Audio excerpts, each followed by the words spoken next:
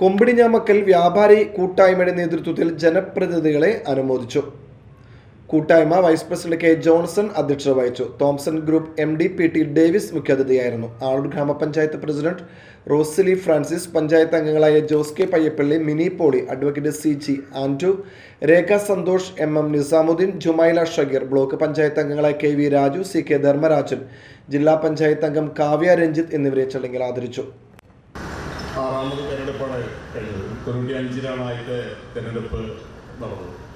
94-ലാണ് നിയമം പാസ്സാക്കിയത്. 95, 2000, 2005, 2010, 2015, 20, 25.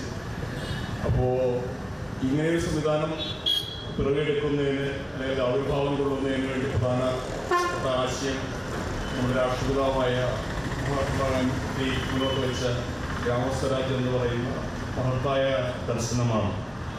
ആ ദർശനത്തിൻ്റെ സാക്ഷാത്കാരമാണ് ഇന്ന് ഇന്ത്യയിൽ എല്ലായിടത്തും കാണുന്ന ത്രിതല പഞ്ചായത്ത് സംവിധാനം.